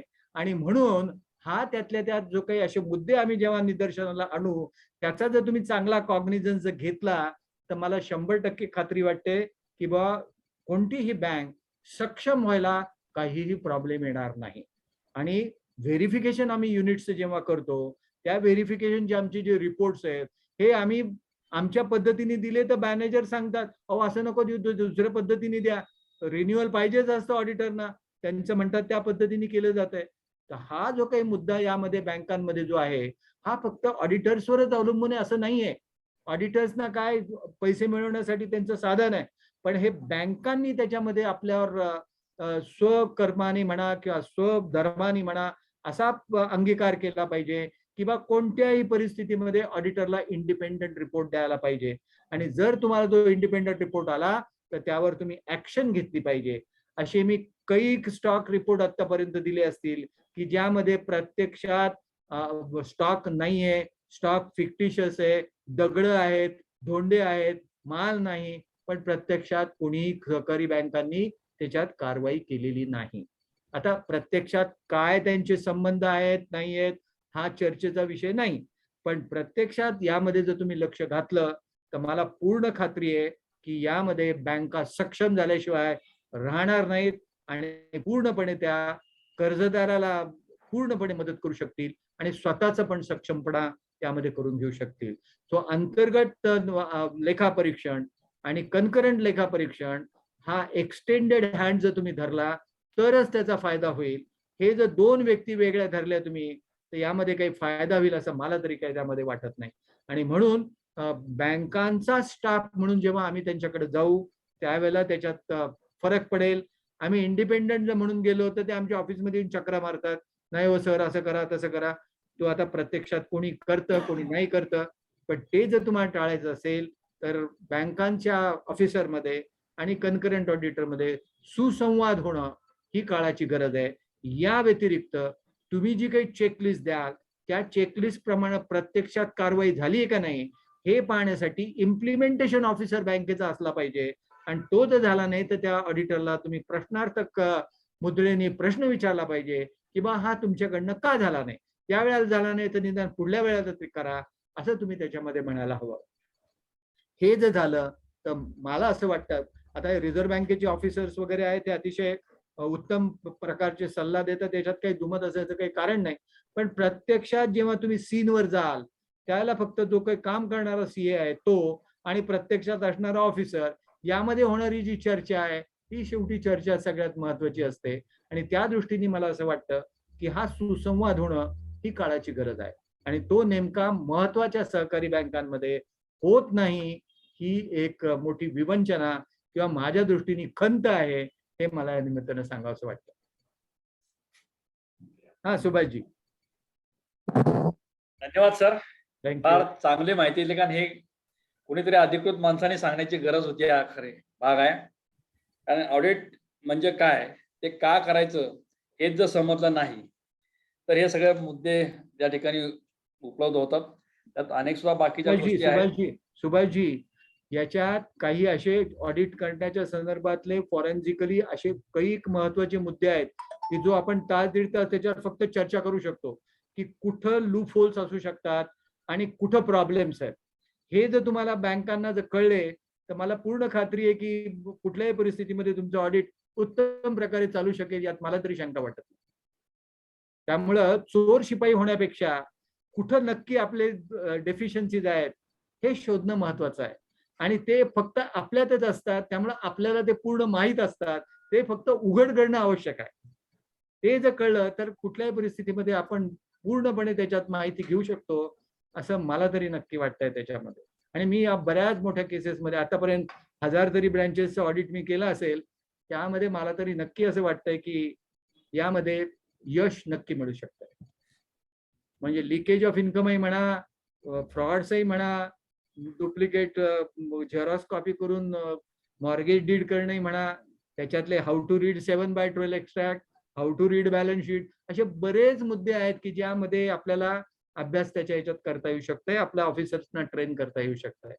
प्रत्यक्षात सर्व गुणसंपन्न ऑफिसर मिळणं कठीण आहे, पण ऍट द सेम टाइम जेवढं शक्य आहे तेवढं आपल्याला त्याच्या ह्याच्यात कसं देता येईल ते बघून आपली क्वालिटी कशी सुधारता येईल हे आपण त्याच्याकडे तपासलं पाहिजे. आणि त्या दृष्टीने तुम्ही योग्य कालक्रमणा आणि मार्गक्रमणा करतायत, या निमित्त तुमचं मला अभिनंदन करावंसं वाटतंय. आणि योग्य मुद्दा तुम्ही इंटरनल ऑडिट आणि कन्करंट ऑडिटचा मांडलाय, पण त्यावर मुद्दा मी जास्त लक्ष घातलं नाही, कारण इतर मुद्दे मला 45-50 मिनिटाच्या कालावधीमध्ये संपवायचे होते. आणि इंटरनल ऑडिटचा आणि कन्करंट ऑडिट असा मुद्दा आहे की जे 2 तास जरी तुम्ही मला दिले तरी मी बोलू शकतो, एवढा त्याच्यातला भाग. मोहिते सर. ओके, धन्यवाद सर. हा. आज आपण असोसिएशनच्या या सहकार सप्ताहामध्ये हजर राहून जे योगदान दिलेलं आहे ते निश्चितपणे आम्हाला मार्गदर्शक आहे. अनेक मुद्दे आपण यात सांगितले की आज बँकांना प्रॉफिट कसा मिळवावा हा मोठी विवंचना त्याच्यामध्ये आहे. त्यामध्ये सगळ्या बँका छोट्या असतील मोठ्या असतील यांच्यापुढे तो ट्रेस जो आहे प्रॉफिटचा, की प्रॉफिट कसा कमवावा. करोनामुळं NPA वाढलाय, प्रोव्हिजन वाढले, मग सभासदांसमोर कसं जावं, प्रॉफिट बॅलन्स शीट तर तो चांगला दिसला पाहिजे, लोकांसमोर तो जाणार आहे. ह्या सगळ्या विवंचना त्याच्यामध्ये आहेत. आणि त्यामध्ये चार्टर्ड अकाउंटंट म्हणून आपण जे मार्गदर्शन त्या ठिकाणी केलं की प्रॅक्टिकल मार्गदर्शन आम्ही नक्की काय केलं पाहिजे. अनेक गोष्टी आपण पैशाची वाढ व्हावी किंवा प्रेफरन्शियल बॉन्ड हा एक अतिशय चांगला पर्याय आपण आज सुचवलेला आहे. तर त्या संदर्भात सुद्धा असोसिएशन पातळीवर चर्चा पुन्हा घडवता आली. आणि करताना काही गोष्टी सगळ्या बँकांना मार्गदर्शन होण्याची गरज आहे. खरंच आपण कसं करू शकतो ते जर करू शकलो तर बँकांना एक चांगल्या प्रकारचा ॲव्हेन्यू तो त्या ठिकाणी उपलब्ध होऊ शकतो. महागाईकडे लक्ष द्या किंवा नवीन कुठं आपल्याला सोर्सेस उपलब्ध आहेत, म्हणजे इलेक्ट्रॉनिक्स वाहनाचा असेल किंवा मायक्रो फायनान्स हा एक मोठा मुद्दा सध्या चर्चेमध्ये आहे. सरकारचं धोरण किंवा RBIचं धोरण मायक्रो फायनान्स बँकांना ते परवानगी देत आहेत किंवा स्मॉल फायनान्स बँकांना परवानगी देत आहेत. म्हणजे मग जिथं आपलं क्षेत्र आहे तिथं आपण बाहेर चाललो, दुसरे लोक आतमध्ये येत आहेत, तर तिथं आपल्याला गेलं पाहिजे. एक अडचण त्यातली सगळ्यात मोठी माझ्या दृष्टीने अशी आहे की माझ्याकडे लिमिटेड स्टाफमध्ये मी ते करावं का, मग त्या स्टाफच्या वाढीची जबाबदारी मी घ्यावी का, त्याचा खर्च मला परवडेल का, त्या मायक्रो फायनान्समध्ये त्या ठिकाणी मी ते फायनान्स करायचं तिथं यंत्रणा मला राबवता येईल का, अशा अनेक प्रश्न बँकांच्या मनात याच्यामध्ये आहेत. तर त्या संदर्भात सुद्धा काही लोक काम करतायत, त्यांच्याशी असोसिएशन म्हणून आम्ही चर्चा करतो की असं काही मॉडेल आपल्याला मिळेल का की तो मायक्रो फायनान्स केला पाहिजे, बँकेलाही कमीत कमी त्याची रिस्क आणि जबाबदारी राहिली पाहिजे. असं जर काही मॉडेल एखादं डेव्हलप झालं तर ते काही लोकांशी आम्ही चर्चाही करतोय. तर तो जर ॲव्हेन्यू आम्हाला मिळाला तर मग ह्या मोठ्या कर्जाकडे जाण्याची गरज राहणार नाही. आता कसं झालं, ठेवी लोक बँकांकडे ठेवतात कारण व्याज जास्ती मध्ये सहकारी बँकांमध्ये, आणि मग ते डिप्लॉयमेंट तसं होत नाही. आणि त्यामुळं असा क्रंच जो प्रॉफिटवर आलेला आहे तो तसा त्या ठिकाणी आलेला दिसतो. आणि त्यामुळे या सगळ्या ह्याच्यामध्ये आपण फायनान्शियल ऑडिट आपण ज्याला म्हणतो की त्याचं विश्लेषण आपण करू शकता. म्हणून खरं आज आपल्याकडं त्या दृष्टिकोनातून आम्ही आज पाहिलं. अतिशय चांगलं मार्गदर्शन आपण या ठिकाणी केलेलं आहे. जे मुद्दे आपण या ठिकाणी मांडलेले आहेत त्या संदर्भात असोसिएशन पातळीवर एकदा फिजिकल आपण ट्रेनिंग ठेवावं असं माझा आता विचार डोक्यात आलेला आहे, की जेणेकरून आमच्या अध्यक्ष मंडळी जे आहेत किंवा संचालक मंडळी जे आहेत की त्यांना सुद्धा त्यात मार्गदर्शन होण्याची गरज आहे की त्याचा उपयोग आमच्या सीओना होऊ शकेल. बऱ्याच वेळा सीओची अशी अडचण होते, मला कळतंय परंतु मला हे पुढं रेटता येत नाही किंवा ते पुढं समजवता येत नाही. तर ह्याही गोष्टीची गरज आहे. याचाही आम्ही दखल या ठिकाणी घेतलेली की आमच्या लोकांना प्रशिक्षित करायचं आहे. पुणे जिल्हा बँक असोसिएशनला महाराष्ट्र पातळीवर शिखर प्रशिक्षण संस्था म्हणून मान्यता मिळालेली आहे. त्यामुळं महाराष्ट्रभर आम्हाला हे प्रशिक्षण द्यायचं आहे. महाराष्ट्रातल्या अनेक सहकारी बँका असोसिएशन्स हे पुणे असोसिएशनकडे त्या दृष्टीने पाहतायत. आम्ही त्या दृष्टीने थोडंसं आता नियोजन करायला सुरुवात केलेली आहे जेणेकरून जास्तीत जास्त लोकांपर्यंत तज्ज्ञ लोकांचं योग्य मार्गदर्शन कसं पोहोचवता येईल हाही आम्ही प्रयत्न करतो. आपण त्यामध्ये आमच्या बरोबर आहात असं आम्ही गृहीत धरलेला आहे. त्यामुळं आपण आज या ठिकाणी आल्याबद्दल खरोखर आपला शतशः ऋणी आहे. असंच प्रेम आमच्या असोसिएशनवर आमच्या सभासदांवर राहू द्या अशी विनंती करतो आणि पुन्हा एकदा आपल्याला धन्यवाद देतो आणि थांबतो. धन्यवाद या Subhash. Sir. Proud of you. Great one. Thank you. Thank you. Okay sir. आजचा हा आपला कार्यक्रम जो आहे तो आपण सातबाई साहेबांच्या सहवासात आपण पूर्ण केलेला आहे. आपल्या काही अडचणी आहे ज्या मांडल्या त्याचे उत्तर त्यांनी दिलेली आहे. उद्याही आपला या ठिकाणी कार्यक्रम आहे. उद्या 5 ते 6 या वेळामध्ये चार्टर्ड अकाउंटंट माटे साहेब आहेत, पण त्यांचा विषय थोडासा वेगळा आहे. तो आपण बँकेत काम करताना त्याचं वातावरण कसं असावं की ज्याच्यामुळं आपल्याला बँकेची बलस्थानं लोकांसमोर येतात असा वेगळा विषय त्यांनी त्या ठिकाणी घेतलेला आहे. ते जनता बँकेचे अध्यक्ष असले तरी सहकार भारती या संस्थेचे महाराष्ट्राचे संघटक आहेत. त्या भूमिकेतून आपण त्यांना या ठिकाणी सहकाराची बलस्थानं मांडायला सांगितलेली आहेत. तर तो उद्या आपण आस्वाद सगळ्यांनी घ्यावा अशी सगळ्यांना विनंती करतो. आणि या ठिकाणी आपला आजचा हा जो कार्यक्रम आहे तो संपल्याचं जाहीर करतो. धन्यवाद. नमस्ते सर. नमस्ते. नमस्ते.